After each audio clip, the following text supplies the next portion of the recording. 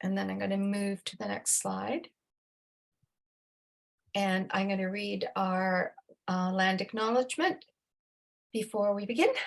We, Sustainable Cobourg, will begin this event by acknowledging that we are meeting on Indigenous land, the traditional territory of the Anishinaabe, Huron-Wendat, Haudenosaunee, Ojibwe peoples.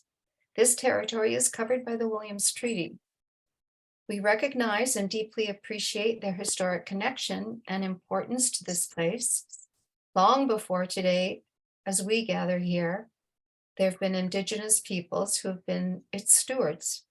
Their connection to the nature, their understanding of the importance of protecting water, their respect for the land are a great legacy. We are in their debt. Oops. I hand it over to Warren to do the introduction. Greetings. I think my mic's on. Welcome, everyone.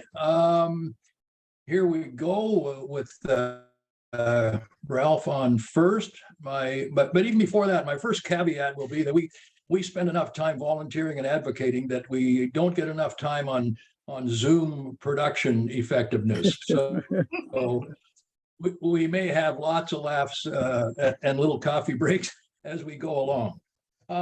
Yeah, Ralph is front and center on our first thing. I think you all probably know Ralph Torrie for sure, world leader, authority on sustainability, climate, and the economic and social and other implications of those things.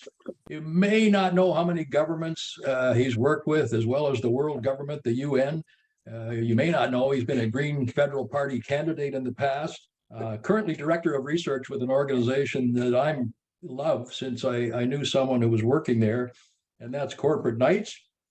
Best of all, he lives, as you know, with Judy, another encyclopedia on these things, right here in Cobourg. So Ralph, please. Thank you, Warren. I did make a few slides to prop me up here. Shall I try and share my screen? Right now, the host is disabling it, so.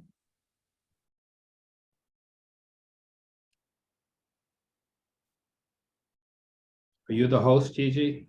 I am, and what am I sharing? You're disabling screen sharing right now, presumably except your own, so you need to go to the screen sharing button at the bottom of the screen, and here we go. I think you've done it. Oh, See what happens. No? I think it was Lorna. I'm totally incompetent. No, I'm still getting a host disabled message. Yeah, I gotta stop share a second. I can talk without the slides if this is going to delay things. Yeah. Let me just switch it. Let's give it a try again, Ralph. There you go, Ralph. So what I wanted to do in just a few minutes, and you know, the problem with having been involved in this topic this long is a few minutes is hard to not overfill. So I apologize in advance, but I am going to try very hard. For one thing, I want to get home, and I'm still in Toronto. But what I thought I would do, notwithstanding the comment that went out or the title that went out, is because I knew it would be fairly informal, and I'm talking with friends and neighbors, that I would take my little bit of time and reflect on the journey that we've been on with respect to climate change.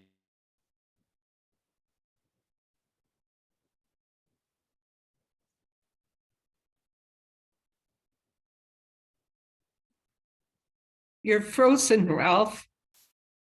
And I'm frozen. Yeah. You're not now, but you were. Okay. And I want to talk about what's changed, because I think it's by and large a fairly positive retrospective. And I'm going to say very briefly a little bit about what's changed with respect to the science.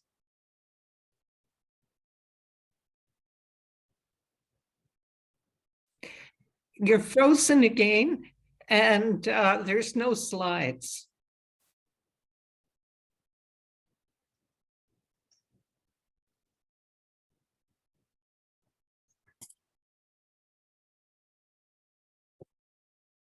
The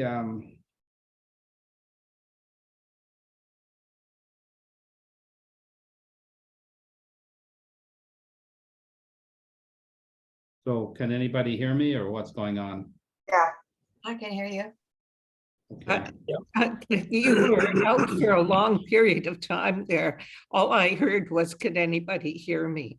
yeah. You're fading in and out. Yeah, you're freezing a lot. Okay, keep going, Ralph. Yeah, it looks like my slide is not transmitting properly either.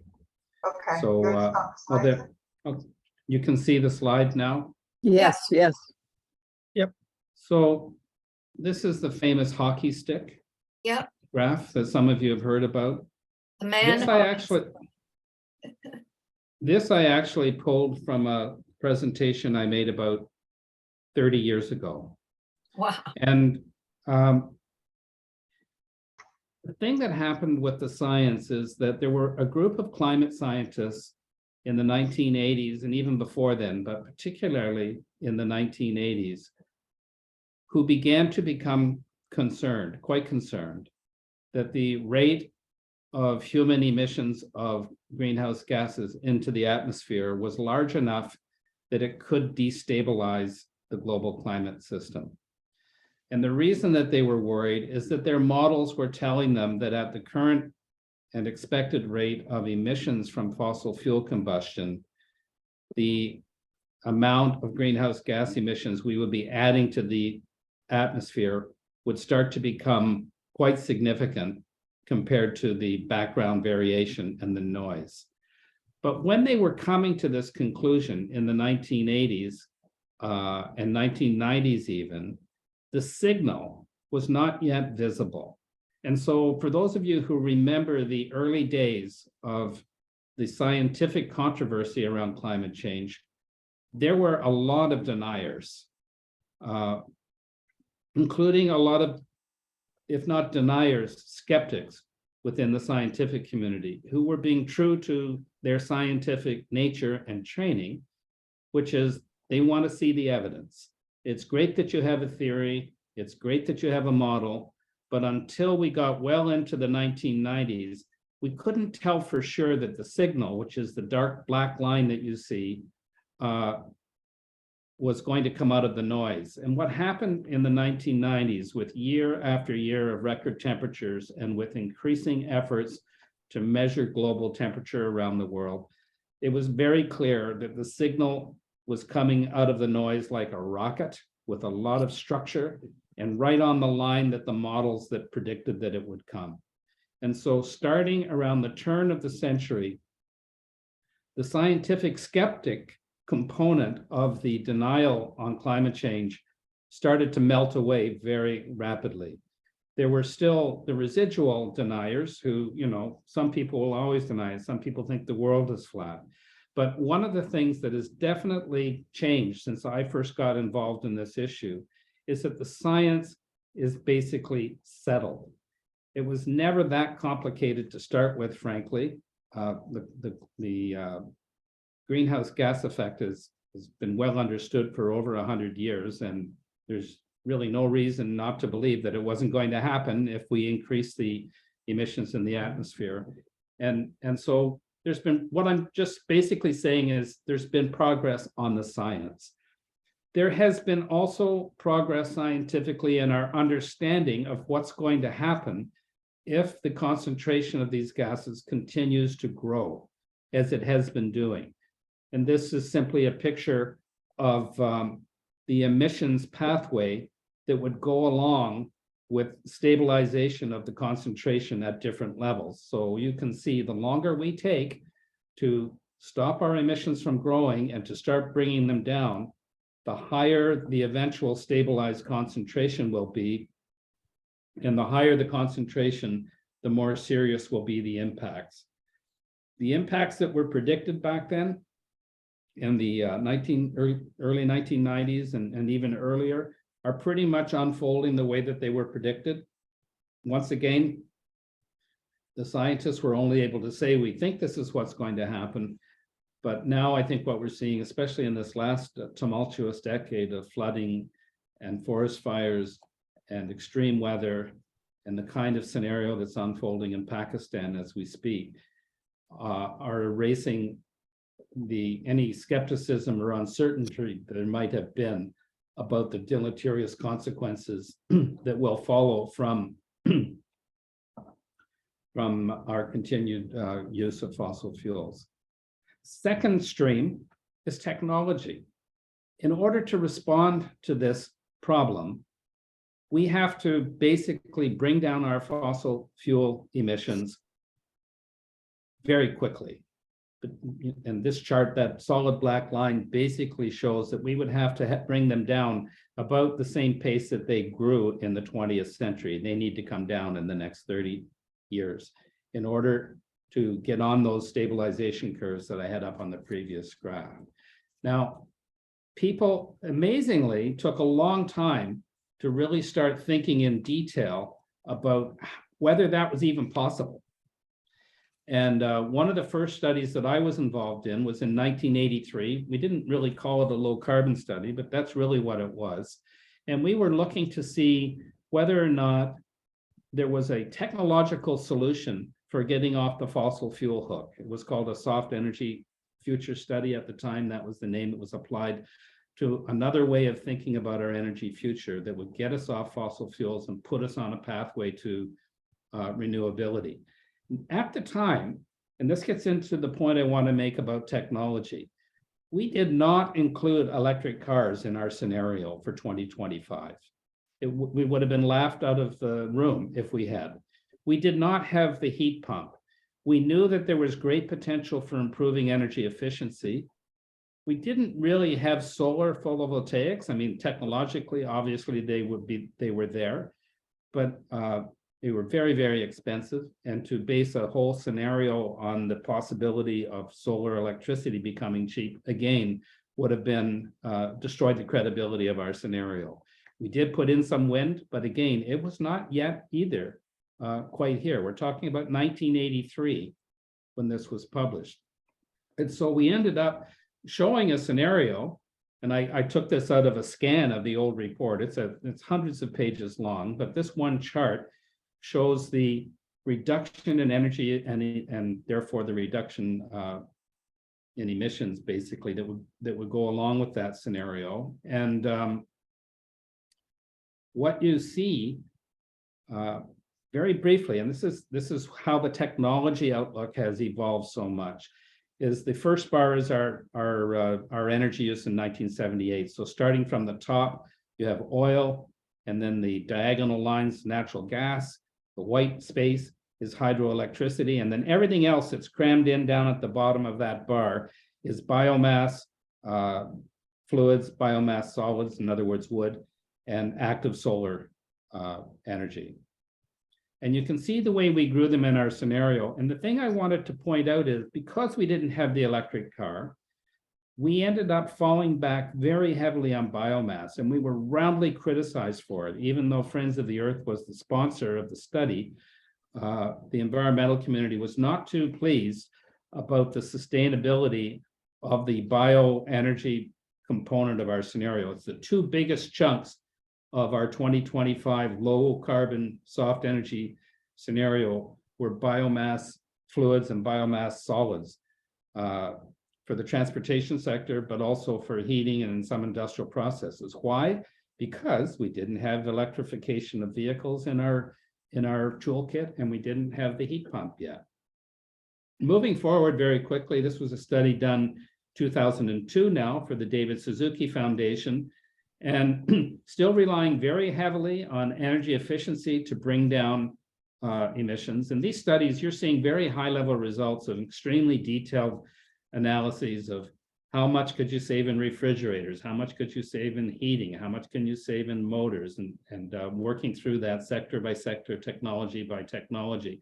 And we got, but still the electricity sector was relatively small. Finally, moving forward to, this was work also done for Suzuki about 10 years ago now. The tide was beginning to change, and we were reevaluating the role that electricity would play in low carbon futures. And you can see here, this big piece in the middle is electricity. So we basically have made a complete reversal of our outlook for the role of electricity from the early days when it was something to be minimized because we didn't have the possibility of making large amounts of low carbon or zero carbon electricity. Now you will find electricity is the mainstay of virtually all low carbon scenarios, technological mainstay of low carbon scenarios throughout the world, really. And that is only strengthened since I did this work in 2013, 14, and around there. You'll see a tremendously strong consensus has developed among people that look at this, that yes, we have the technology. Efficiency is always the first, the second, and the third priority in tackling this. We have to use our fuel and electricity very efficiently. Electricity's role will and is expanding into transportation and heat, thanks to the electric vehicle and the heat pump, especially in Canada, the cold climate heat pump. The electricity supply needs to be decarbonized, and we're going to be able to do that. The phenomenon of dropping prices in photovoltaics and in wind power is the likes of which has never been seen before in the history of energy technology.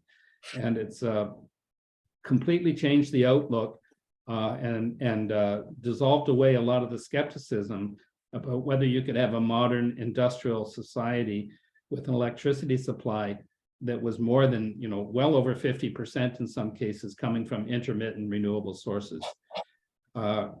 Finally, there's going to be an ongoing role for some biofuels, but on a much lower scale than what we had originally envisaged all those years ago. And in addition to all of that, innovation will have to continue to help us find ways of doing the things that we do so that they don't need as much fuel and electricity. And so the bottom line of this whole slide is that the technology is available. And it's actually a much more positive story now than it was when I first started working in this field. And particularly in the next 10 years, we know what would have to be done if we're going to tackle climate change effectively. We know that mass deep retrofits and electrification of buildings is at the top of the list. Vehicle electrification, the cold climate heat pump, the continuing growth of our renewable electricity supply, and the interconnections between provinces is another important plank in Canada. The growth of and the targeting of sustainable biofuels for those areas where we don't have other decarbonization options yet. Circularity, recycling, all of that, really important contributions now in the 2020s. There are other wildcards that may be important in the longer term, like carbon capture and storage. I don't think so, but maybe they'll have a breakthrough. Hydrogen is another wild card that looks unlikely to be of much help in the critical decade of the 2020s, but maybe the green hydrogen card will become more important after 2030. And so this change in technological outlook is still being, it still hasn't been totally grasped, I think, by a lot of even people that work in this field. But here's an example where you could start with a neighborhood. It has 4 houses, 3 of them are heated with gas, 1 is heated with electricity. They all have a car. They're drawing 200 gigajoules of grid electricity, and their greenhouse gas emissions in a typical average Canadian province would be about 45 tons for the four households. If you were to reduce the energy use of each of those houses by 30%, roughly, not a big deal, down to 40%, down to 60 gigajoules, quite within the capability of our retrofit technologies that are economically attractive to apply. If you were to convert the gas and the electric resistance heated house all to heat pumps, if you were to get rid of all 4 of those combustion cars and replace them with electric vehicles, when you were finished, there would be no more fossil fuel use in this group of 4 houses. And they would be running completely on electricity, including for their vehicles. And the total amount of grid electricity that they would use would be down by 9 gigajoules. So you'll hear a lot of arm waving about how the grid is going to have to double or triple or more in order to support the electrification that comes along with low carbon futures. But there's increasing evidence that if we're smart about the way we do this, and I know that's a big if, but if we're smart about the way we do this, we can make this transition without necessarily blowing the grid sky high. It may have to grow, but this idea that we're destined to have to double or triple our grid, I don't think is going to prove out. The electricity industry has a bad habit of overestimating how much electricity we're going to need.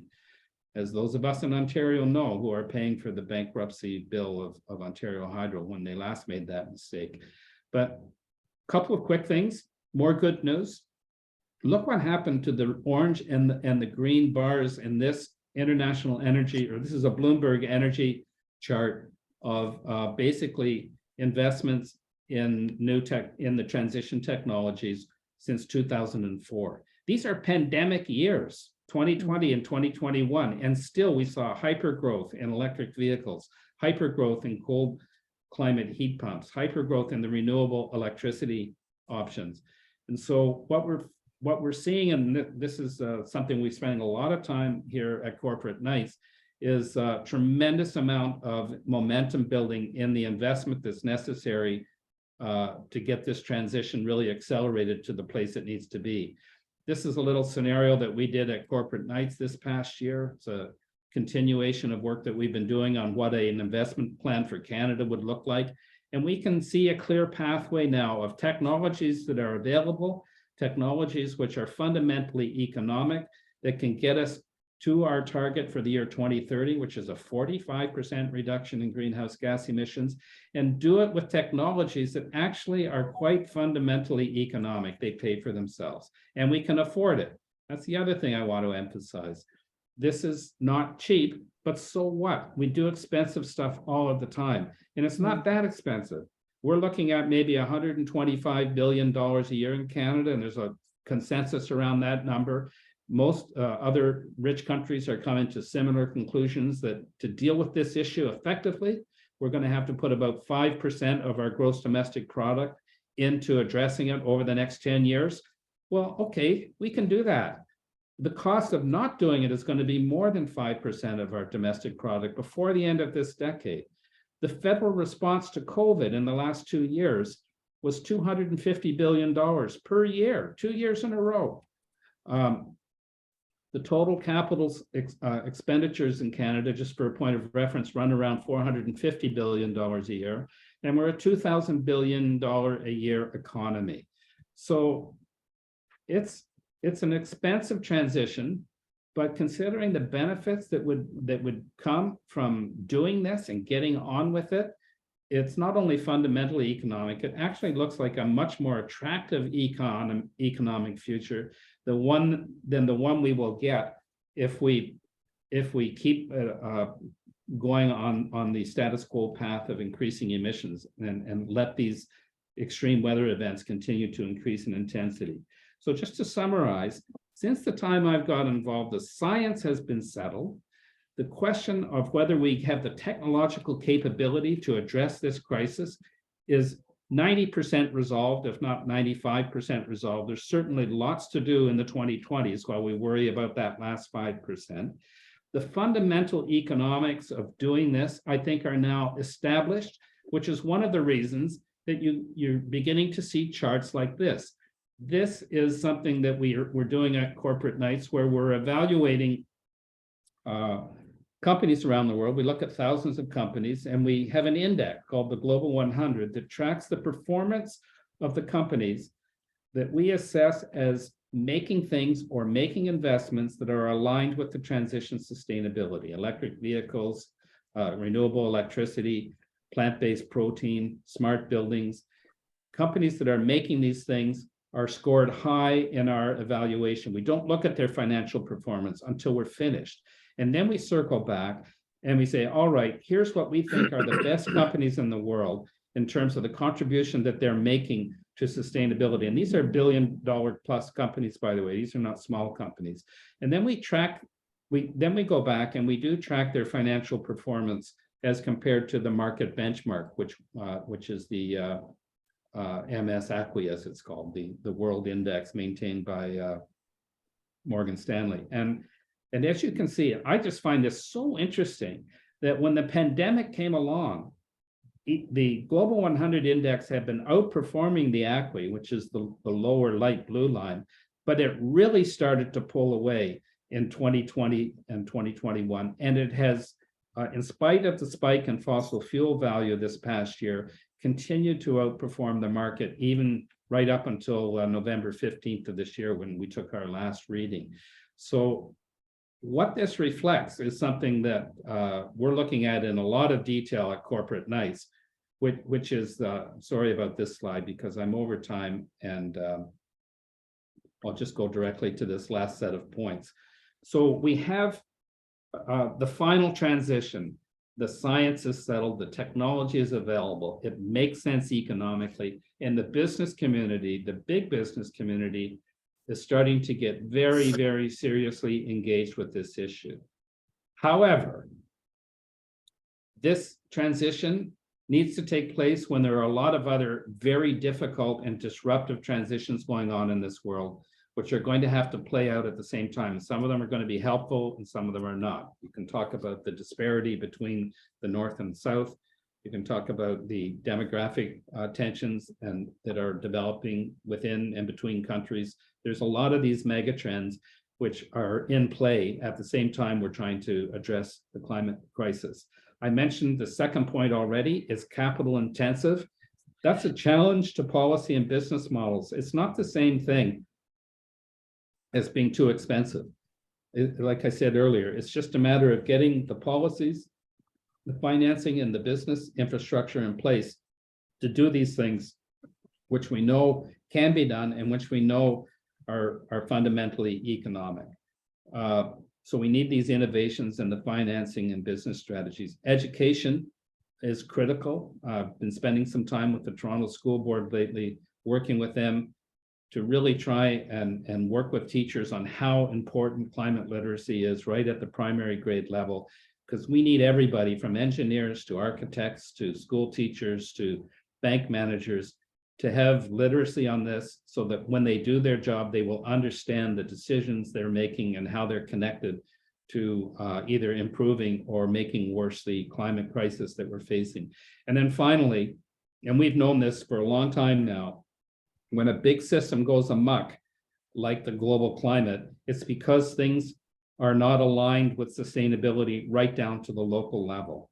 And so the way you fix that is you have to realign what's going on locally.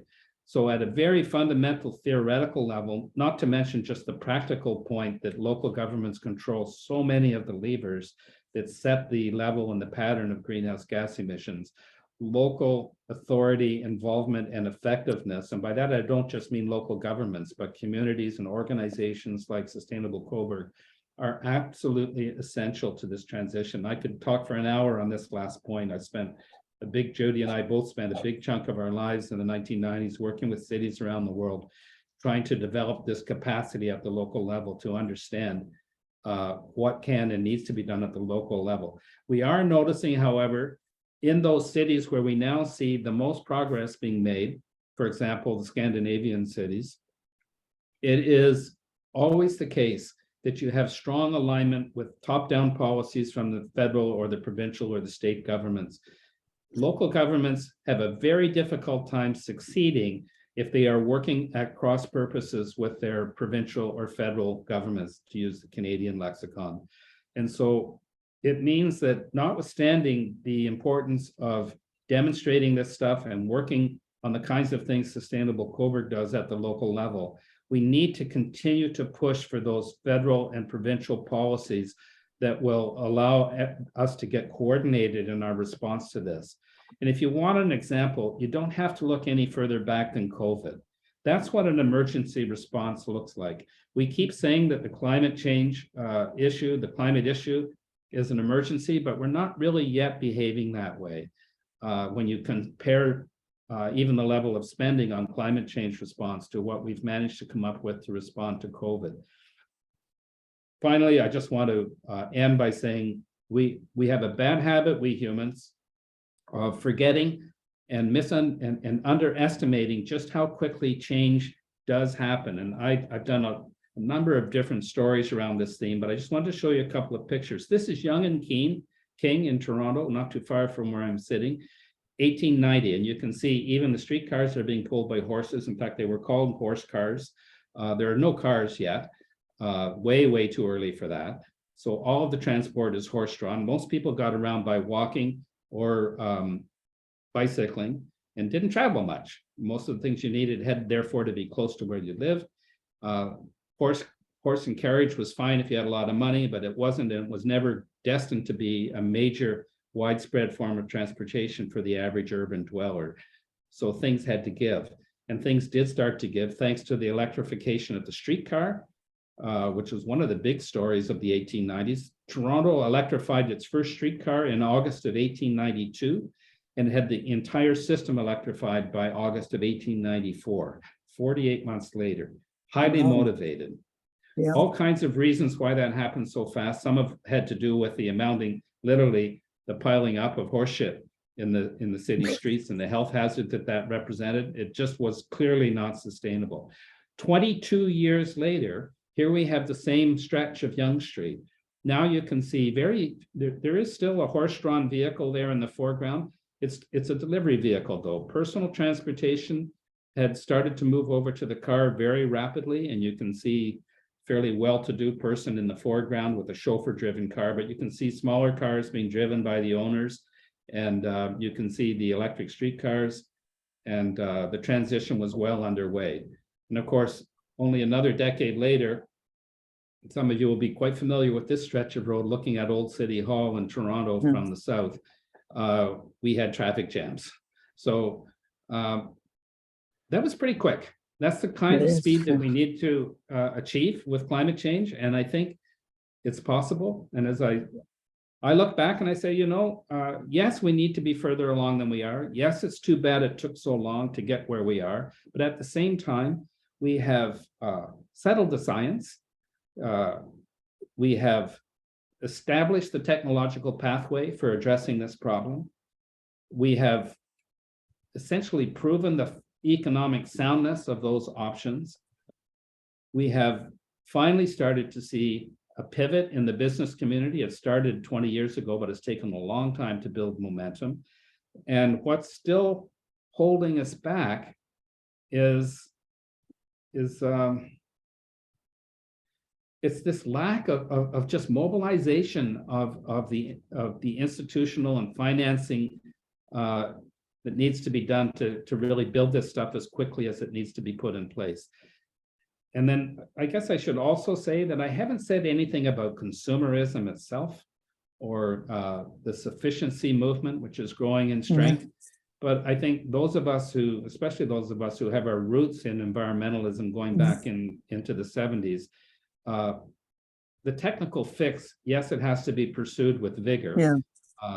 But having said that, we are not going to get out of the pickle we are in with regard to our relationship to the natural environment unless we recalibrate on the question of just how much material wealth people need in order to be self-fulfilled. And I wanted to, again, I have a whole hour talk I give on that very question, but I didn't want to stop tonight without at least Thanks, acknowledging that, well, yeah, it's not just a technical fix here. Thank you. I told you I'd take too long. No, it was excellent, Ralph. Really appreciate it. Yeah. Thank you. Thank you very, very Thanks, much, Ralph. Ralph. Wonderful to hear a positive, good news Yeah. story on top of scary and gloom and doom side of everything. Everything, I don't know, I'm not an expert on all these things, sustainability, environment, but I know there's always a positive opportunity in going in the path that we should be going on whether it's, you know, for scary reasons. If we focus on the benefits down the road, yes, there's capital spending up front. There's always, I think, a very, very positive story there. So just thank you. Educational, informative. And let's just see if somebody's got a key question or two. And I think a show of hands will do it on the screen. Can you open up the screen, Gigi, or Lorna? I have it open up, but I don't know if you guys can see the agenda. No, sorry, we're just all little people, but just for the moment, does anyone have a question they're dying to ask Ralph following that? Could you explain what corporate nights are? Is that like a think tank, or is it attached to the business community in any way? Corporate Nights started out as a magazine 20 years ago, founded by an investigative journalist who was quite concerned about the lack of corporate responsibility on environmental issues. And it publishes the magazine still to this day 4 times a year. And it is probably the world's most widely circulated and respected magazine that focuses on corporate environmental performance and evaluations. It goes out in the Globe and Mail if you're a subscriber. It goes in the Wall Street Journal and the Washington Post. And it has an influential readership of, I think, somewhere around 150,000.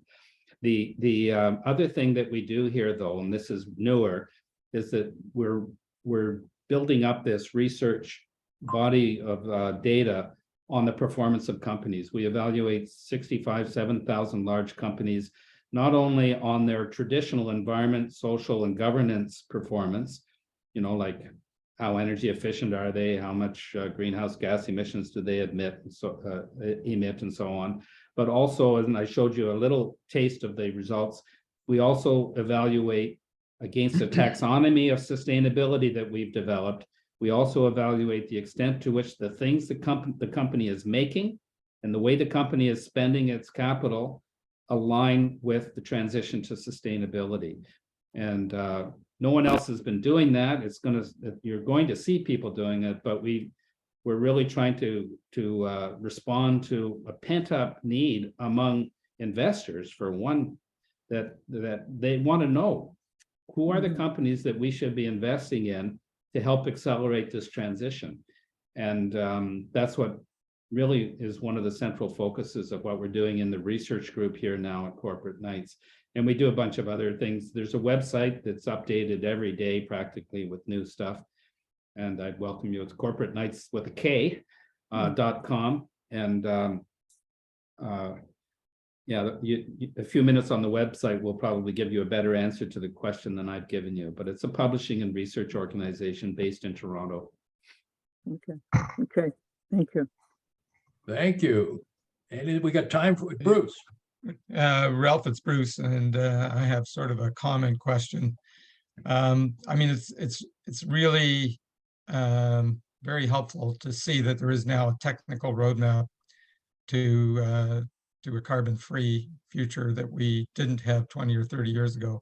But we still need government leadership. And while we have a federal government that might be at least willing to look at the data, and although they're pretty famous for their foot dragging, might at some point be willing to act on it. We have a provincial government that don't want to see any data that doesn't agree with their entrenched positions, and Western provincial governments that I would argue are willing to pass laws to not allow anyone to look at data. I mean, how do we get these provincial governments on board? They just seem to be so far away from where we need them to be. Yeah, I mean, I'm not an expert on the answer to that question. There's probably many of you have more experience in trying to get governments to change the way they do things than I have. One of the things that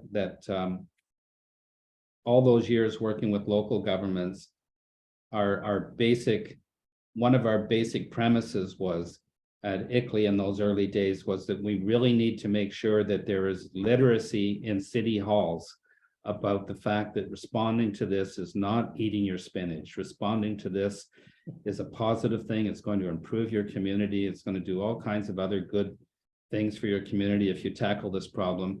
And one of the reasons that we had that as one of our one of our agendas when ICLEI was formed 1990, 91, was that we wanted it not to be possible for senior governments to pull the wool over local communities with respect to what can be done on this, and I think that the local climate change response community has largely got to that point now where it's more and more difficult, if not impossible, for senior governments to be believed if they say this is a problem that can't be addressed. People know differently, right, in their communities, thanks to the work of organizations like yours and to all the other things that have been happening at the local government level over the last 2 or 3 decades. So that's part of it. It's just continuing.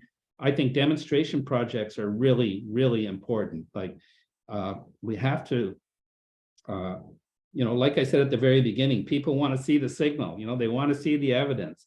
You can show studies like this till you're blue in the face, but there's nothing like a neighborhood which has been completely retrofit and electrified and is using less electricity than it was before, and everybody's home is more comfortable and the indoor air is healthier and people are paying less for their fuel and electricity than they were before. We need demonstrations of that at the neighborhood level. That will help turn the tide. I don't know why it is that Canada is so far behind. One of the things that we did, you can see it on the Corporate Knights website, is we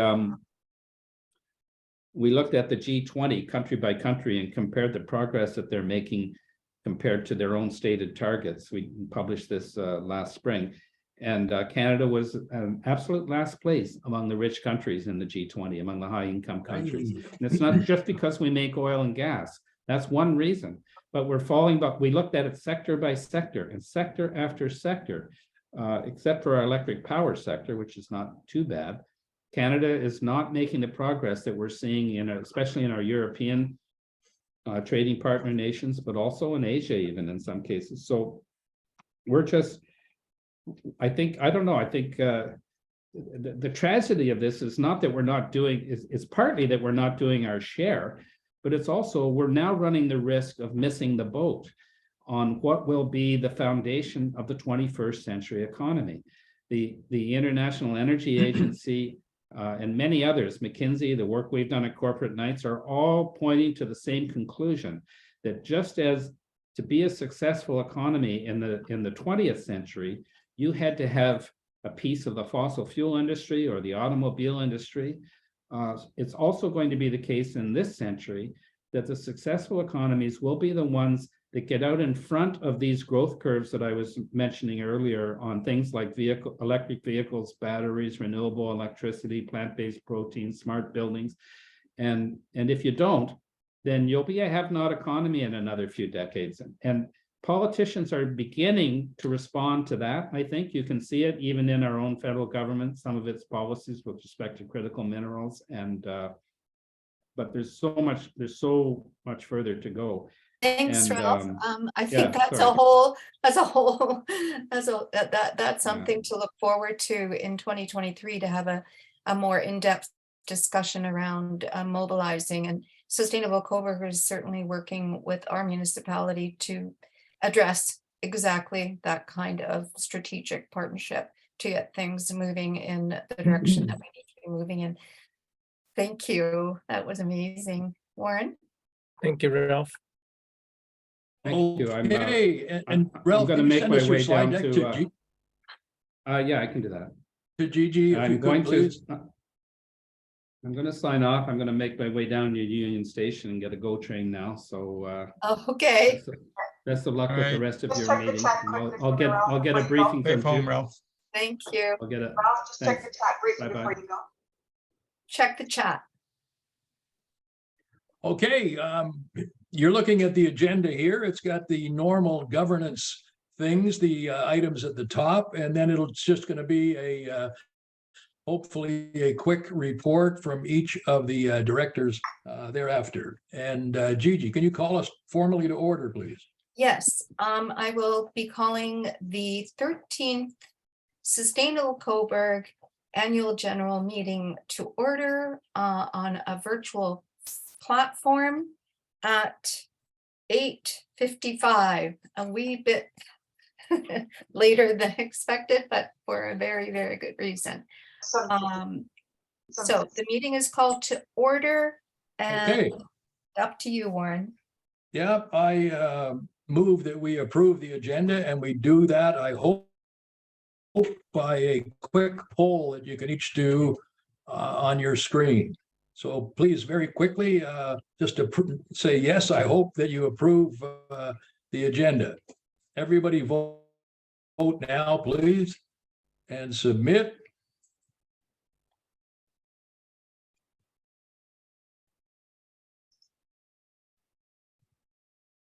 Thank you.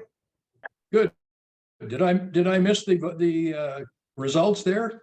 Oh, sorry, I can show results. Okay. Great, done. All right. Do I still need to make an actual motion to approve, or is that done by that poll? That's coming next. I just need Okay, to, so I move approval of the agenda, and I need a seconder. no, that's not necessary. It's Oh, I'm done. sorry. Okay. Now we're doing the minutes. All right, now, 2021. yeah, the minutes went out in advance, and there's at least 2 pages of them here from the 2021 AGM minutes. So I hope if you were interested, you got a chance to look at them. And so now I move that they be approved, again with the poll on the screen, I hope.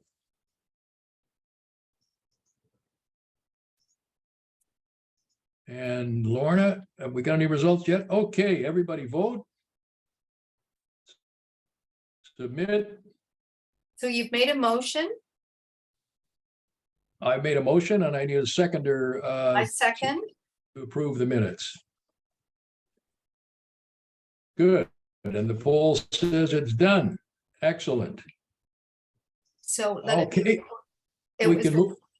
it I was, think hello, I It think was- we can move then to the director's reports, if I got that right. And the first would be the treasurer's report by Hugo Lorenson. Good evening. Can you see and hear me? Okay. yep, Okay. Well, let me say it's great to be back. It's been a rough couple weeks and months here at the Lorenson household, but I'm really happy to be back and providing the annual treasurer's update. So, as we did last year, we provided the update as of the month for the AGM, so it would be the beginning of November. So my report provides a summary of all income and expenses over the last 12 months. So opening balance of $7,430.61. Great to see we had memberships coming in for $740 worth, some great corporate ones as well, and a lot of hustling there, especially in the part of Gigi, I know. So kudos there. So $3,720 worth of income against $2,636.89 of expenses. So our net position increased by about $1,087 year over year as of November the 3rd. Should we make a motion for this or Yes, that's my job. Are there any crucial questions on the treasurer's report? Good. I move for approval of the treasurer's report, and we'll do that with a quick poll again, I think. And the poll is working fabulously. Can you throw it up, you need Lorna? you need a seconder for the No. motion. I'll second it. Well, first we do the, Thanks, Dave. okay, good. Oh, then we do the poll. There you go. Everybody, yes or no, and submit.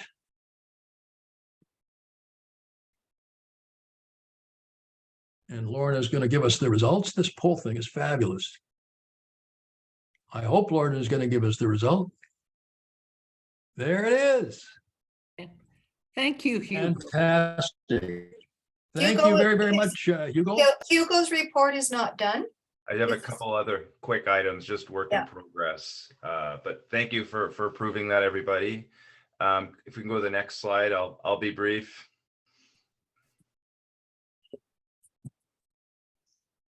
Oh. Okay. Sorry. Sorry.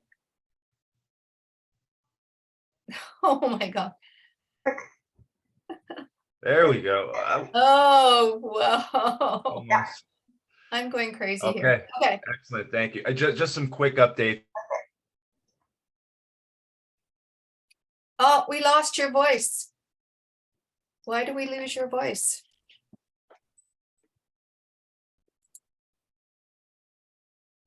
And video. Can you hear me okay, actually? Yeah, now we can. Yeah. Okay, sorry. Yeah, so we explored getting an accounting firm to help with year-end reporting. We all determined at the board level it was excessive in cost in relation to the value it provides. So we're just putting it on the back burner for now. If and when we require more sophisticated reporting, we can certainly explore. I have made some contacts, so we can tap back into that. Similarly, we did look at a grant writing process to help shore up funds as well. But I think by and large, the board was satisfied with where we sat from a financial perspective. And again, weighing the time and effort against the benefit, we decided to continue with business as usual. Great news for memberships and other forms of funds coming in. Obviously, makes it a lot easier if we can do it electronically, which we have been able to do. And along those lines, we are now in the process of having issued invoices, receipts, etc., to improve really the traceability and the transparency of funds coming in, to make sure there's accountability. So that's a process we implemented a number of months ago as well. So those are my major updates since last year's AGM. Thank you. Thank you very much, Hugo, and sorry to hear about, sounds like a wave of health challenges through the house. Sorry to hear about that. Thank you. Best wishes with it. All right, and could we have a president's report next, Gigi? Yeah, I'm just trying to, I don't know why this is not moving to the next thing. Don't know. It's complete. The host has, I don't know. Lorna, can you move to the next? Can you help me move this to the next slide? It's not letting me. So your down arrow doesn't work, and your mouse on that next one doesn't work either, right? Neither one works? Neither one works. Hold on. So, not sure why. Hit the escape button and see if you can just, it'll knock you off and just right back in. No. No, because I don't have charge of that. Come on, it's got to work. Stop sharing. Yeah, and just go back in. And go back in? Yeah. Oh. Okay, let's try that.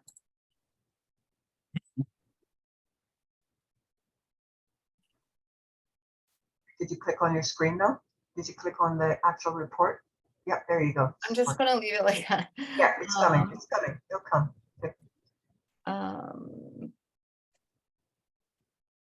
So we did that, and so I'll do the president's report.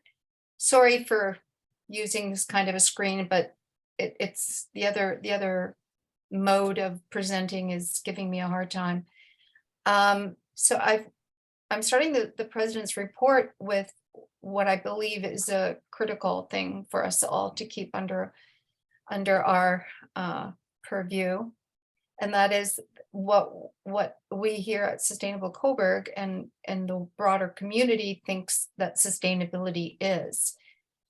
So here I've described it. It's a state in which the demands placed on the earth can be met in a way that does not infringe or compromise the ability of the earth to support future generations. And that is, to me, the crux of it, is that you look to the future. Sustainability is that future lens. What we are doing now, how is it going to impact the future? Is it something that is going to be doable, or will we keep what we are dependent on for our survival and for the planet's survival. So I've divided the report into the 4 components of our mission. And the first part of the mission that we have says that we should be actively promoting change towards sustainability. And I reviewed what we've done over the past year to show what we have actually Yeah. done to. Can I We- interject? Sorry, can I interject? Can you refresh that share screen, Gigi? We're seeing just a white screen. I'm just going to keep going Okay. because right. of time. Okay. So what we did was we were able to make the point to town through a delegation in 2019 that we needed to deal with the plastic problem, and most specifically the single-use plastic water bottles. That became a reality this summer, where we were able to, first of all, have the town agree that single-use plastic water bottles would not be available in any town functions or meetings. And secondly, that we would have 2 water refilling stations outdoors in the next term, and this was 2019. Unfortunately, because of the pandemic, we were able to get the first one this August, July or August, down at the waterfront. So that was good. We also advocated for an environmental officer through the ICSP engagement thing, which now is going to be discussed, whether that, hopefully that made an impression that we as an organization and a community think that having a sustainability officer is important. We helped with the climate action plan being completed in Cobourg. We advocated through one of our directors and a whole cohort involved in helping to shine a light on active transportations, particularly the cycling infrastructure, which you're going to be hearing about shortly. We, through our youth ambassador, were able to highlight sustainable youth. We supported through all our social media channels and through blogs the town's anti-idling bylaw that was designed to reduce greenhouse gas emissions. And we were involved in helping the town focus on adopting a carbon footprint calculator, which we also have on our website. The second part of the mission is to promote and coordinate research and innovation in Cobourg in the field of sustainability. That was done through Water, Bees and Trees, Making Nature Matter, the Trent University podcast that was initiated through our project manager, Jonathan Brown. We also presented a policy brief on youth engagement, looking at the strategic plan, looking at the pillars where youth engagement had been one of the focus of the town to bring the ideas of sustainability to the younger contingent. And that was again through Trent University. The input that we gave to the ICSP is now being something that has shown we are a partner to the town. So we are being asked to help to bring public engagement into that process again through in future, like in actually this month on December 14th, to make that happen with the community questions. The third is the plan and implement sustainable practices and activities throughout Cobourg and its neighbors. We did that through the Earth Week activities. We did that through the Revays program, through our corporate partner Quinn's. We did the tree planting, the Rotary we were involved with, and also the Great Lakes local tree planting that was just completed not that long ago through our project manager. The citizen science, you see my grandson there James working with Jonathan Brown, one of the project coordinator for Water Rangers. His daughter Jennifer was teaching my grandson how to become a water ranger. So this is the citizen science component that is part of that mission statement. The last is to encourage and facilitate the involvement of all Cobourg residents in applying the principal methods and practices of sustainability. So we supported the RibFest because they have a zero waste policy, which we're very much happy to be a part of. We were there as a presence at the farmers market to encourage the farm to fork, people to understand what they're supporting when they're supporting the farmers market is more than just the price of the food. It's then our two all candidates forums, the provincial and municipal, our newsletters, our sustainability outreach social meetings, our school presentations, which you're going to hear about following our director of electric vehicles, who's done an awesome job on that score, our demonstrations, and our website. So my report is simply to reflect the great work of all of the participants on the board and in our volunteer community that are working towards fulfilling the mission of Sustainable Cobourg. That is my report. And Thank you. Finally came up on the screen. Oh, you're kidding. It hadn't come up that whole time. No, no. Okay, well, there you go. And I sent everybody the link so the people, if you click on that link, it'll take you to Google's Doc and you can do your own slideshow. All right. I got You're it. next, Lauren.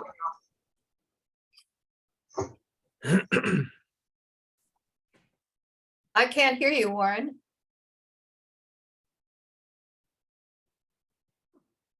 Warren, unmute. Thank you, Gigi.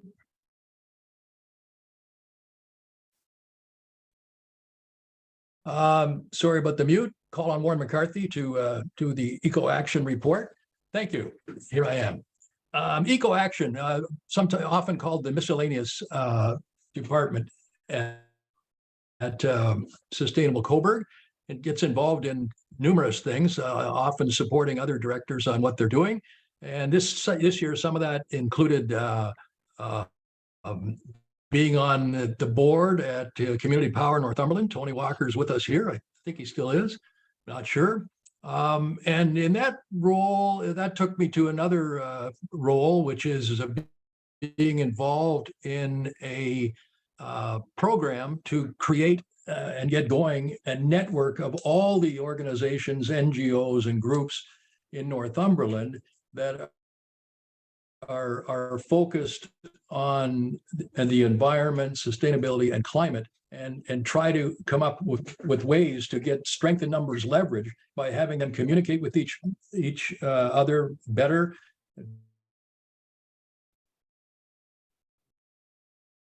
Collaborate, gets it to a website where they are on better in the county than they do now. We're working on that. Throughout the year, we've tried to keep our attention on when we prioritize what the goals and projects we should be working on, and I kind of work on that. Been involved with some EV promotional events and sustainable promotional events at the mall and at the Rotary Rib Fest. Tried to be involved in some hackathons that Jonathan was doing and making an effort to understand those things better. Mayor's Earth Day, planting trees for Rotary, and sometimes editing things for other people when they're busy in Sustainable Cobourg. So next year, basically more of the same, and to try to keep the focus on the priorities of the members and what the directors, when they take the time to figure out the priorities to what they say it is. Thank you, Warren. Okay, and I don't see Jonathan Where is Jonathan? Do I see him? I'm here.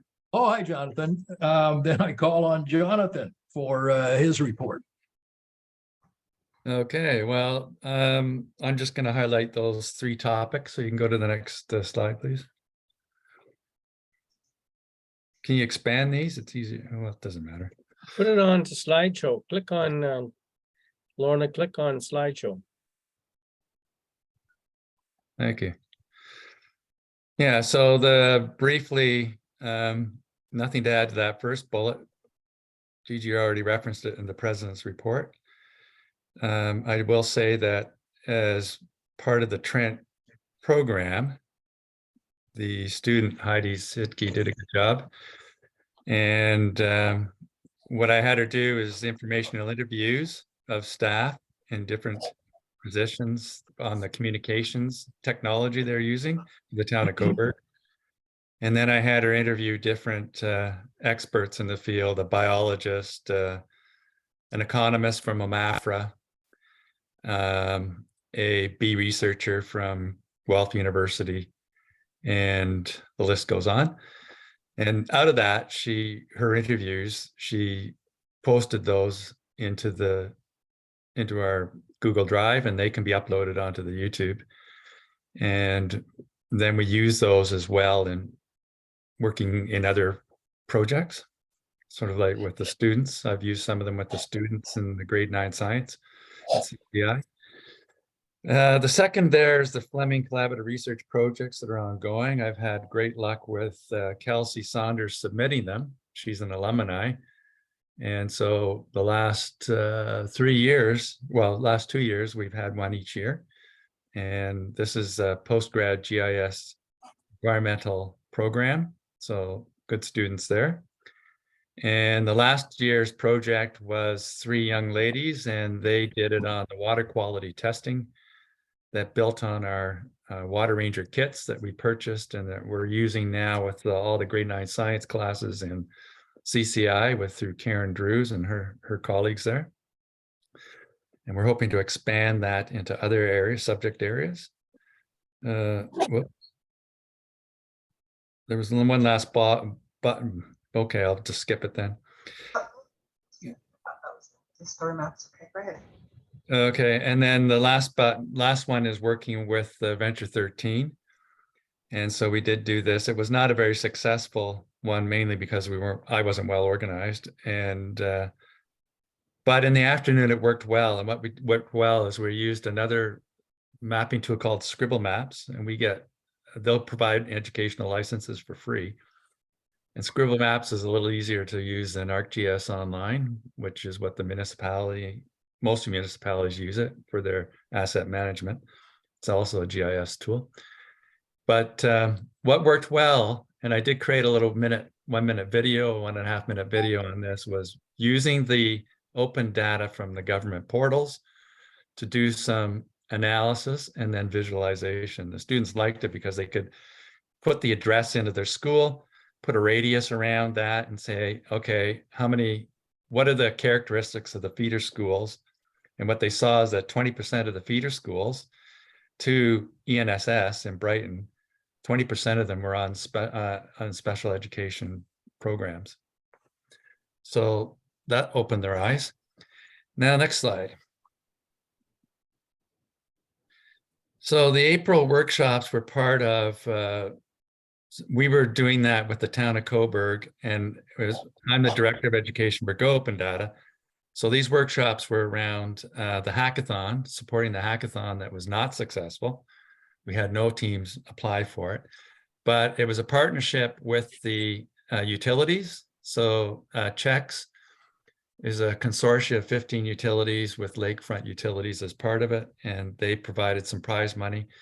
And then we did a workshop on how to use lakefront utilities sandbox to support with regulation 68821. It's called the green button, which is a sandbox where third parties can access the utility bill of the customers if the customer agrees. And then let's say they want to put a solar panel or rain garden, rain garden's another matter, but they want to electrify their house, then the third party can look at their bill and then they can come up with a budget on how they would pay for this and what it would save them over time. Again, that has, we're just too far out ahead. Nobody really is doing this yet, but it's all in the regulations and just nobody taking advantage of it. Okay, training on access. Yeah, that was the second bullet. So we can do more work there. Hackathon challenges on energy, 3D digital twins, and oh yeah, the 211 unmet needs. So when it comes to food security, the 211 is it's like the 911 and the 311, government services and emergency services. But the 211 is for human services. So when we had the pandemic, 211 was used by the county to organize the relief efforts. But the other thing is they provide reports back on unmet needs using a taxonomy that's standardized for North America. So you can get it down, you can get unmet food needs down to the postal code level. Next slide. We had a letter of support from the town and Sustainable Cobourg that got us a grant, the Great Lakes Local Action Grant. And there's $1,000 to hire a coordinator in the new year to help out with our tree planting. We had a successful kickoff, the second bullet there, with the Ganaraska region and ACER providing training on how to plant trees correctly. And then the last bullet is the green stormwater infrastructure asset management using digital twins. I'm part of a hackathon team, and I've got the two of the team members from the Fleming group on my team, and we're competing for $20,000 in this Atlantic Hackathon, which is the city of St. John. And we're working with like a conservation authority down there on how to use green infrastructure to make the gray infrastructure, the storm sewer, more resilient, because they're going to see more rain, more frequency of rain, and increased volumes of rain. So I've been doing, that's the rabbit hole I'm down now. And I'm going to be busy with that all of next, right up through to March 4th, semifinals, and the finals are June the 17th. So that's where I'm going to be placing most of my efforts, along with the tree planting and working with the coordinator. And we did submit another Fleming project with the focus on using LiDAR imagery to map out the tree canopy for the town of Cobourg. And then that would tie into our tree planting and rain garden design with the teacher from St. Mary's who teaches AutoCAD and has used AutoCAD to design a rain garden. So he's new there and I'm really excited. Done. Good. Thank you, Jonathan. And Bill Glover now on bicycle action. Okay, thank you. The Bicycle Action Committee is a collection of biking advocates who work to improve the bicycling culture in Cobourg by advocating for new bike lanes and routes, improved safety and convenience for cyclists, and bicycle tourism. It is a collection of advocates. The unfortunate part is right now, at this point, I think there are 3 active members of the BAC who actually live in Cobourg. Several have moved out of town, including myself, and it's creating some questions amongst the membership as to what we are actually doing and our scope of activities. Anyway, that's something to come up, and it's going to be something that the VAC will look at in the near future. Infrastructure progress in 2022. There was one new section of a multi-use path, gravel-based, installed on the Kerr Street corridor, west of William Street and the river. There was a bit of an upgrade of the path at the end of Cobourg, from Brook Road north to the towards the Kerr Street right of way, and that was done in conjunction with or to improve the Bike for the Planet event that was held in June. One real success, we think, was the paved marked bike lanes that were installed to replace the gravel shoulders of Brook Road North from King Street up to the railway tracks. That was a big improvement, I think, for people out in that area. The budgeted multi-use path that was to connect, or is to connect, Ontario Street to the easterly section of Kerr Street was not completed, and that probably resides with the railway. I believe it's CN, who have failed over the past, I don't know, well over a year to give permission to the town to put a bike lane, a gravel bike lane in that few hundred meters of unused track, and I guess it is technically railway property. One thing that did come along, which is a bit of a surprise, painted bicycle lanes were added to Densmore Ave, extending from Division Street to the eastern end of the current residential development. Go to the next slide, please. Before we broke off for the summer, in August, we proposed to the Transportation Advisory Committee a few options for investment in infrastructure for 2023. First one being the installation of wayfinding signage to direct cyclists and particularly tourists to points of interest in the downtown area, restaurants, hotels, shopping area, beach, etc. There was a proposal to complete bike lanes on both sides of Division Street from University to the lakefront. That's one of the key north-south options for cyclists, and at this point there's nothing what is extends down to University on Division Street ends at University, and from there on you really don't have any bicycle protection. Third one is at the south end of Rogers Road, the multi-use path. It kind of dead ends into a divided highway. The access to the bike lanes and across the median to the sidewalk on the south side. There are high curbs there, forcing cyclists and other users or active transportation people with wheelchairs and mobility devices to go up to the next street, cross in front of potentially turning traffic, and even when they get across, there is no ramp up to the sidewalk. So that was asked for. Let's see.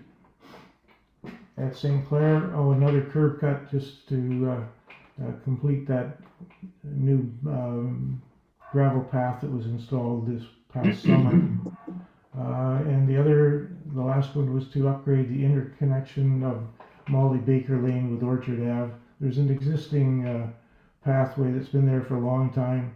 It's very scenic, very short, but it's basically mud in foul weather.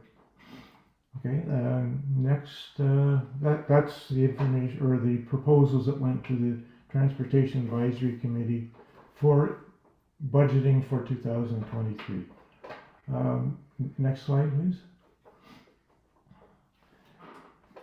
There are some things that need to be raised at the next meeting of the BAC. I have to call a committee meeting in the next few weeks. One of the proposals is to request a delegation to Parks and Rec Advisory Committee to propose the upgrading of existing pedestrian walkway that connects Abbott Boulevard to Donegan Park and to continue that walkway across the park to Darcy Street.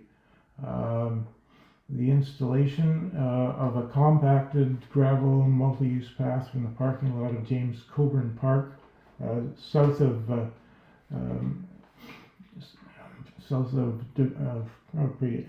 Elgin Street to the pedestrian bridge at the southwest end of the park and possibly to the YMCA. Those first two, they are being proposed, or we're talking about proposing a delegation to advocate, pardon me, the Parks and Rec take on those two projects because we found out that transportation does not look after those. Those are Parks and Rec responsibilities, and we hope we can convince them to make use of the parkland, to provide the space, the money, and the work being done. It will improve the cycling network and off-road network for cyclists and other users of pathways, and provide or improve access to the parks themselves. I go through that Cobourg Park occasionally, and there's almost always no one there. And if there were if there were pathways leading people through it, they might stop and use it. Another proposal is to organize a Bike for the Planet event in 2023. We had one in 2022, which was kind of a last minute decision. It operated fairly well. We're not sure we got the turnout we were hoping for. We certainly didn't get the political turnout we were looking for. So we're going to discuss that at the BAC meeting, whether it's worthwhile going ahead. The other thing we want to discuss is whether we can propose to the town investment in a designated secure parking facility somewhere in the downtown area where people with their expensive bikes can stop and feel confident about leaving them locked up while they go shopping and visit the market and that kind of thing. Finally, cycling infrastructure projects for 2000 and beyond. Simplest thing I could say is that the BAC's 10 years infrastructure priorities roadmap that we presented to Town Council in September 2021. We still want those things done. We still like to see it within 10 years from the time from 2021. We did suggest specific, for your information, we did suggest specific time frames for up to about 3 years, but quite frankly, if anything is done, if everything is done, that would be great. The timetable, the organization, the sequence really doesn't matter. Let's just get her done. And thank you. Thank you, Bill. And now the man who's, are you getting a big echo for me? Yeah. Then I'll just be quick. David Kuhnke. No, there's no echo now. Oh, okay. Then he's the guy who is here, there, and everywhere on anything to do with the EVs. Well, let's not get carried Here he away is again. So long as my battery's charged up, that's true. All right, so this is what we plan to do this year. We had a plug and drive event in Northumberland Mall. We participated on the Transportation Advisory Committee. That I think Bill, you were on that committee as well. We publish a regular newsletter, and with Warren and others' suggestion, I'm going to basically cut it in half and send it out twice as often, like twice a month instead of once a month. There's just too much going on, and I don't even write stuff. I just cut and paste links and short articles to everything. I participated in both in-town and out-of-town events. And trying to encourage residential developers to provide EV-ready projects, but given the status of our provincial government, that's probably a pretty big brick wall. And we're planning to do what I call the EV show and tell at the school. So I've got some good news about that. And of course, the challenge is getting the developers to make their projects EV ready. That is providing a 240 volt, 40 amp circuit out to the garage or parking garage in accordance with the town ICSP and the green development standards. But we'll see what the town has to say about that. We did on Monday night. Next slide. Next slide. Lorna, whoever. There we go.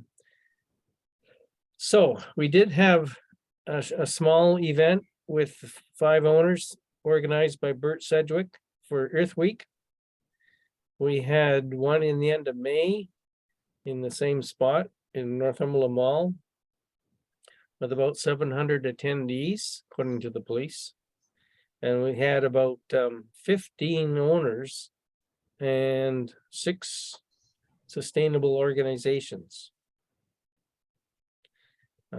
We participated in the Rib Fest thanks to funding from Tony Walker CPN, Community Power. I drove out to participated up in Drive Festival, which is at Mossport, King City, and Centennial College a couple of weekends ago, open house.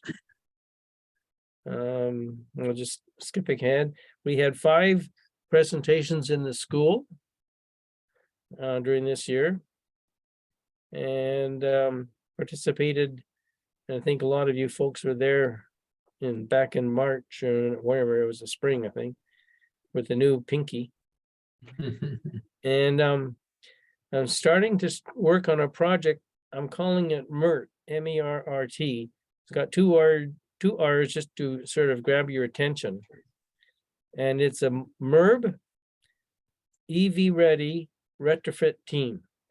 And too often we get the complaint that people who live in condos and apartments have no place to plug their car in. So that's the challenge. It's doable, there are solutions, but we just have to educate people about them. And then the newsletter's got about 240 now. We got a bunch of people a couple of weeks ago. Next slide, please.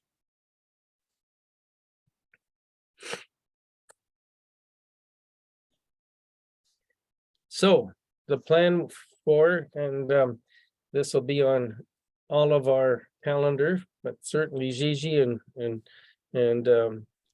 Lorna's is the Earth Week, April 16 to 22.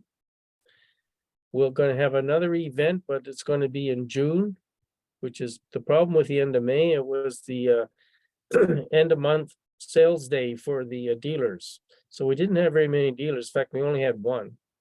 And hopefully now there'll be more vehicles available. They didn't want to show up if they didn't have anything to sell. We're working on this MERT thing.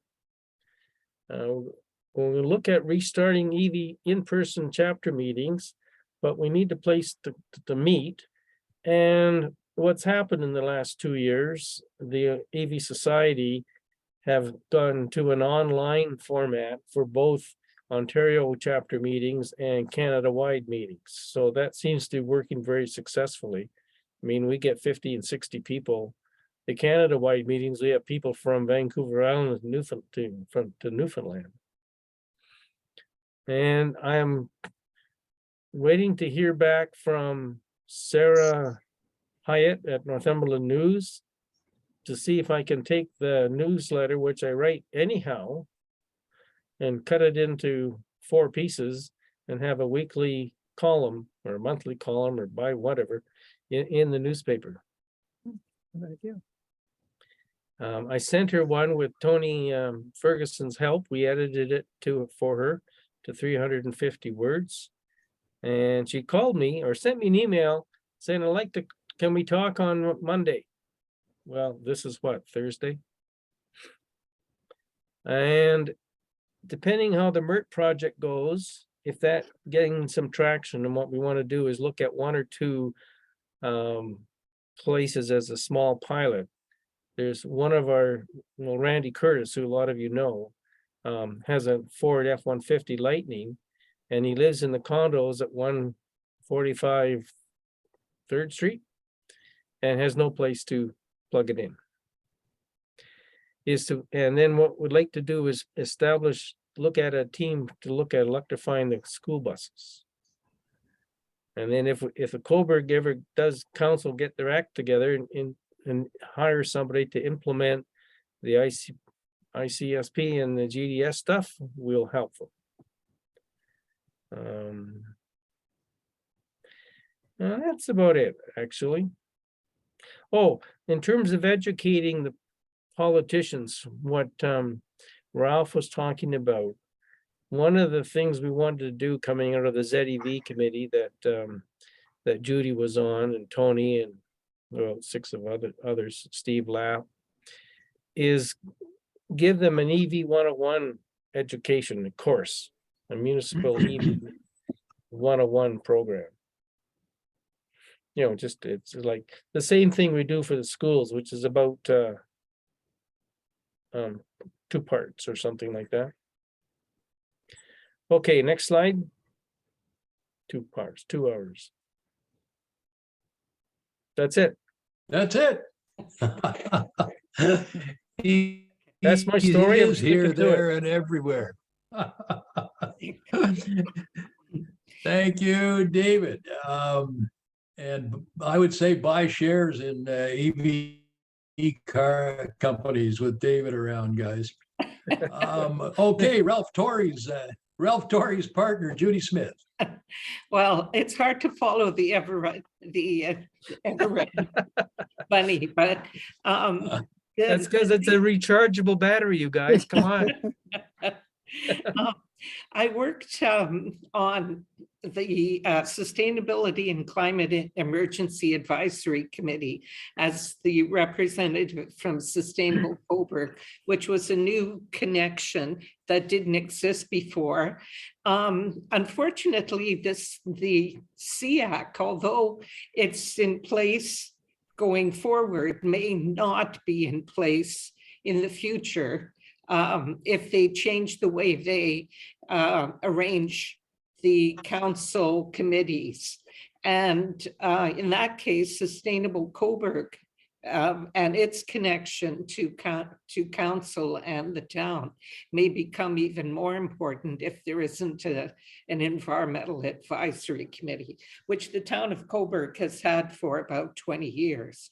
So I also updated the climate action plan, which now is climate emergency action. And in the course of doing that, discovered that Cobourg had met its 2030 target, mainly because our electricity grid lost the coal and had very little natural gas, less than 5% in the mix. And also because craft closed and we didn't have the heavy industry to the same extent, to the point now where our transportation, our personal transportation and our homes are the biggest source of greenhouse gases. And the next foreseeable target that we all have to meet, which is 2050, where we're all supposed to be net zero, means that the actions we have to take are really require the mobilization Ralph pointed out. So we have to convert our town fleet to electricity, and the ad hoc committee that David and Tony and myself and several others sat on put forward a plan to the town including things like let's sell off some vehicles while they still have some economic value, and buy electric pickup trucks, because as Steve Lapp will showed quite graphically, after about 8 years, they start saving money on maintenance and gas for fuel over their lifetime. So they are the cheaper option at this point. So transportation and housing, and in the integrated community sustainability plan draft that's now available online on Engage Cobourg to read through, and there's a good synopsis of it. Takes about a half an hour. They have recommended green development standards, which would apply to all new construction. And that the way I'm hopeful it would be done would be a stepped process, so that by 2030, 2032 to 35, all new houses at that point would be net zero, but it would get it would get a little bit better every few years between now and then. So that was the plan, and Cobourg has put money into it for the consultants to develop. I did advise them quite a bit to follow what Whitby has done. Now, this week, the province has eliminated green development standards as part of Bill 23, which unfortunately passed. So the green belt and green development standards are now prohibited, and the green belt is compromised.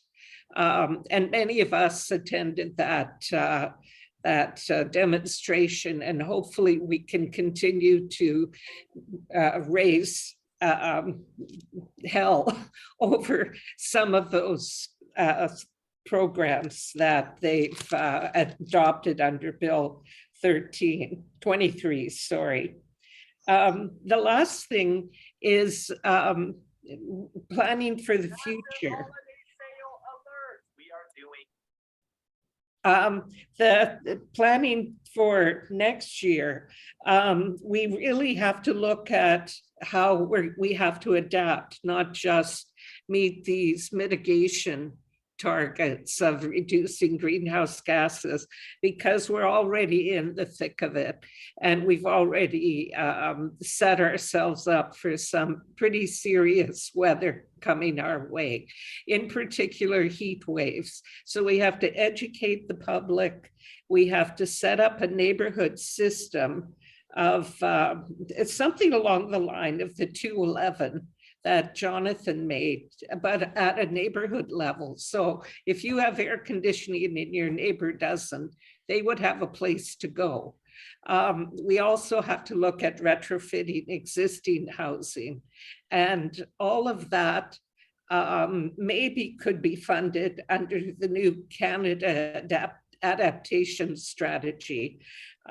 They already had one level of grants, and Cobourg got money for 3 new big buses, go figure, and to improve the courthouse entrance, go figure, from this infrastructure fund, and also to develop another trail. That's Northumberland, but it hasn't started yet, and I have no idea yet where it is. And the second intake has been postponed. So if it starts up this year, it would be good to get the town to apply for to do some of this preparation for extreme weather. And that's basically my report. That's what I'll be working on. Thank you, Judy. And now for our youth Jedi warrior ambassador, Tovan Lu. So, hi, everyone. Hi. Good Tovan. evening. As you likely know, my name is Tovan Liu, and I'm the Sustainable Cobourg Youth Ambassador. I started around fall of last year, and so I'm really grateful to have spent this past year working with the Sustainable Cobourg team, and I'm really excited to be going forward. After starting in the fall of 2021, my main goal was to act as a liaison between Sustainable Cobourg and the area's youths by amplifying youth's voices in Cobourg and the surrounding area, as well as promoting their inclusion in our activities and events. There were also additional plans to help Sister Linda with the conversion of the Cobourg Community Gardens under Sustainable Cobourg's care. Overall, I aimed at mixing the efforts of youth amplification through our social media networks and in-person participation throughout the past year. Next slide, thank you. So working from these goals and within the COVID-19 restrictions of the past year, I focused in on increasing the inclusion and awareness of sustainable youths through Sustainable Cobourg social media platforms. I instituted a Sustainable Youth of the Month program where I highlight and interview local youth each month and outline their everyday activities towards sustainability. Through these teachings, we've shared insights on water conservation, homegrown produce, the reuse of single-use plastics, and have highlighted the actions of surrounding nonprofit organizations such as Bird Friendly Peterborough, and generally youths working towards our shared goals. I also contributed towards Sustainable Cobourg's Earth Day cleanup in West Cobourg, recruiting local youths and cleaning up garbage left under the melted snow in the spring. And finally, I have worked towards promoting other Sustainable Cobourg events, such as the All Candidates Forum through our social media platforms, recognizing these outlets as key to our network growth and inclusion going forward. Next slide, please. So going forward, I plan on continuing the Sustainable Youth of the Month interviews and promotions, working towards highlighting more actions of local sustainable youths and their contribution towards other nonprofit environmental organizations, as those links are very important. I will also be contributing towards the Great Lakes Local Action Tree Planting Initiative to support the GRCA to plant 900 trees between November year 22 and 23. And I hope to garner a larger cohort of youths in our Earth Day cleanup in the spring of 2023. I've also taken the lead on the Sustainable Cobourg social media management. And so I'm always open to promoting more information and events that align with our mission. As an idea for our members, my challenge is to engage youths in your immediate circle and everyday sustainable actions, and to stay connected through our social media for upcoming events, sustainable youth reports, and sustainable tips. Thank you. Thank you. Thank you.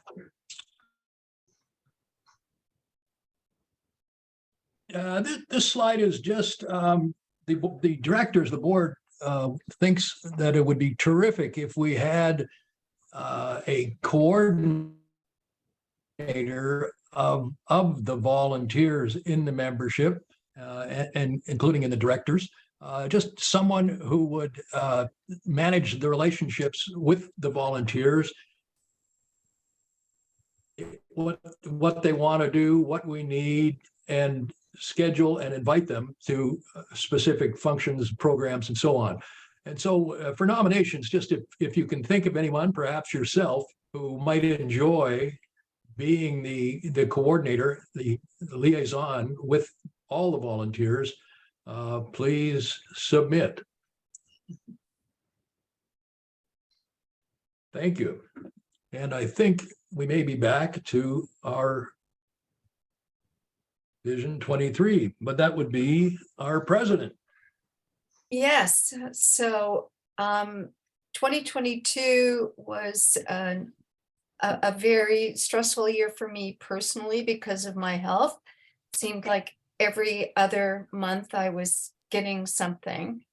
And it was funny, it just dawned on me today when I was listening to a webcast with Stephen Zorkin, who's an American historian, talking about what's going on globally and more specifically with Russia and China. And it occurred to me that when I had my accident in February, that was also the month that the invasion in the Ukraine happened and upended so many lives. So I can't complain.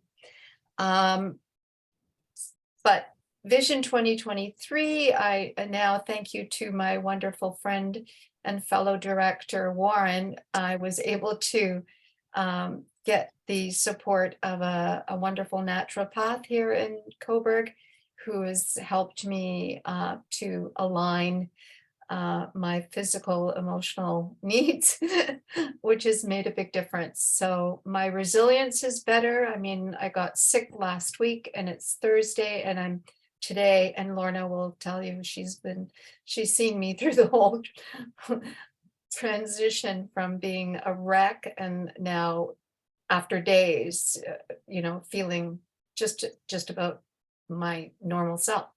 So 2022 was a learning curve in terms of knowing when to hold them and when to fold them, when to push and when not. So that also gave me a lot of time for reflection. So what I've come up with is that one of the things that I've learned from looking at, for example, since Tovan's been doing what he's been doing, the participation on our social media has gone up more than 20%. So he's making a difference that way, like literally.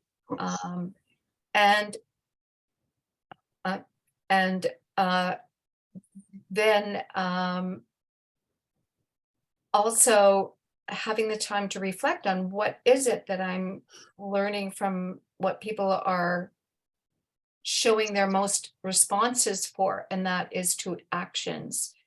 So the vision for 2023 is based on my collection of thinking and looking at different things that have been going on that we've been doing where we've had the most impact, and that is the engagement through actions. So that is the overarching vision. And then how do we achieve that?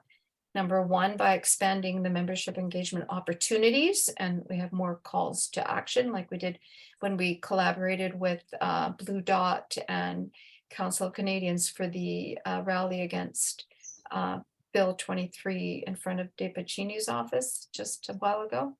Secondly, working with our corporate partners by providing connections for corporate sustainability leadership. And I'm working closely with one of our corporates who is putting together a leadership video. Number three, reaching all residents. And by that, I mean not just members of Sustainable Cobourg or any of the NGOs that are involved in this activity of trying to bring sustainability to people's forefront of thinking.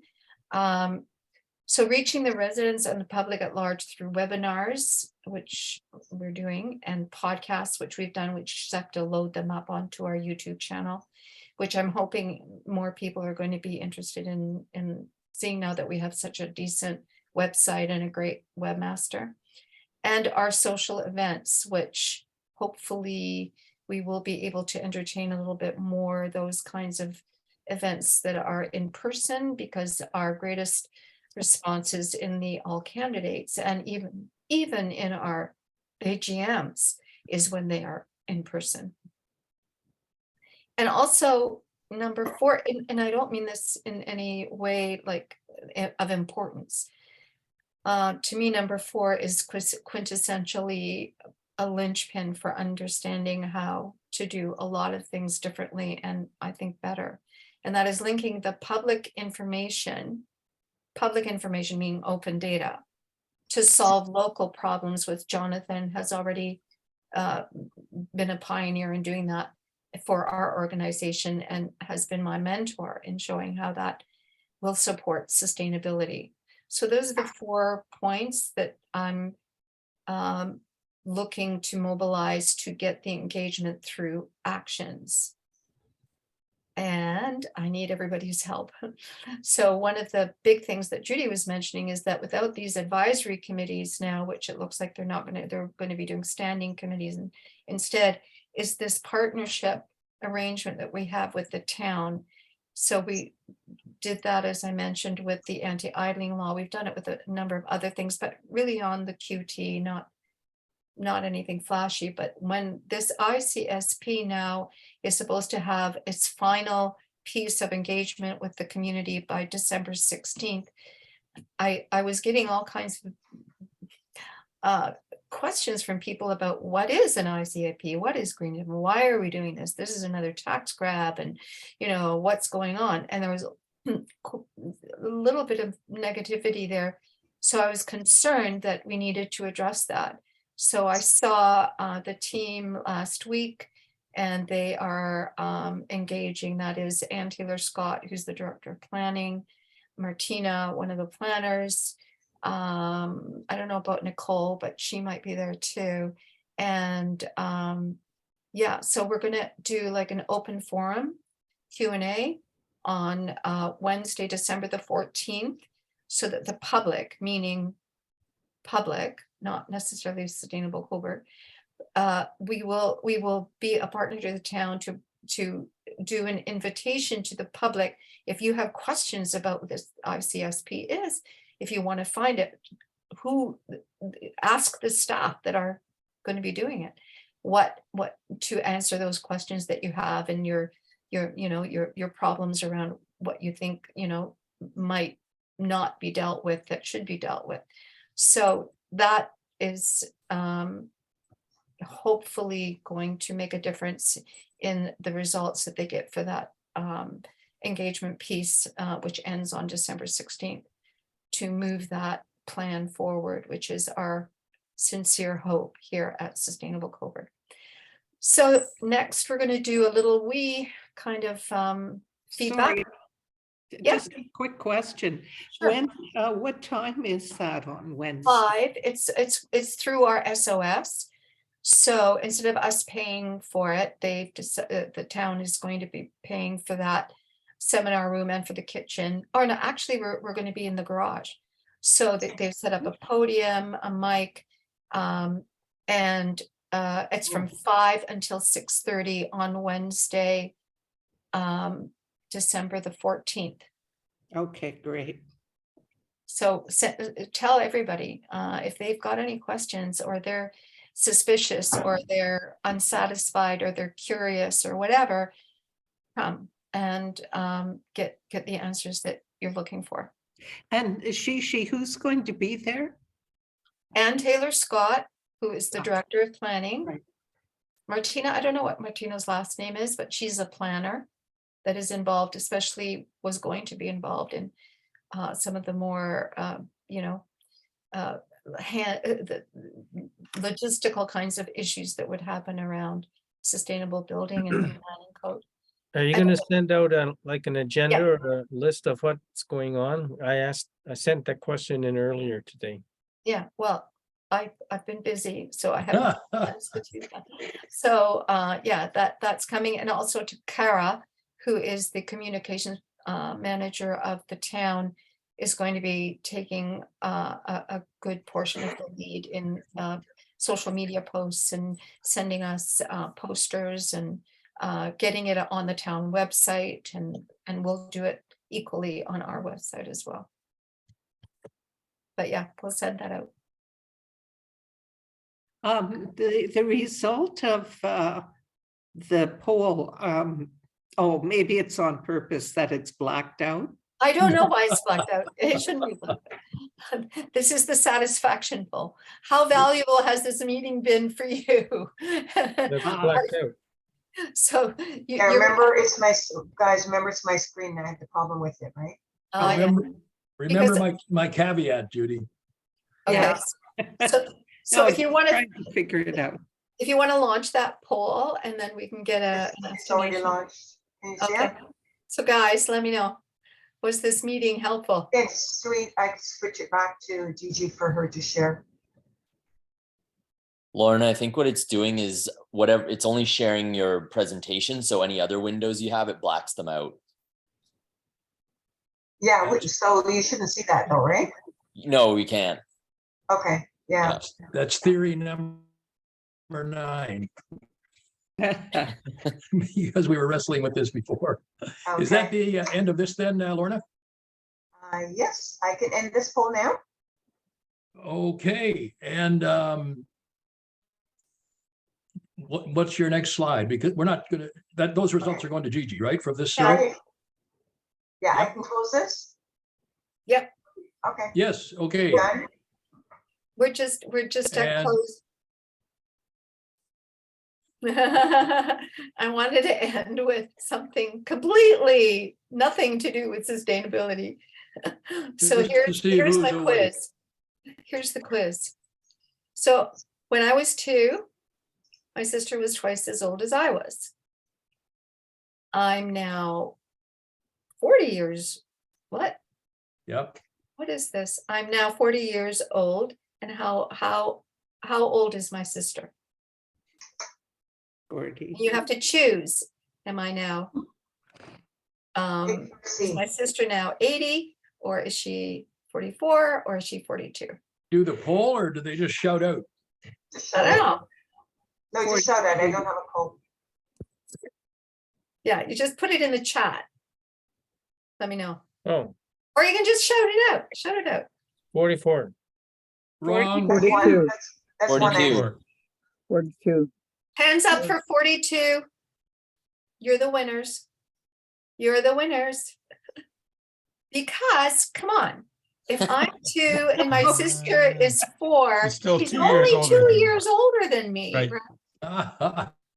That's So even funny. if I'm 40, she's still only 2 years older. Okay, Gigi, you've got -3 minutes to wrap it up.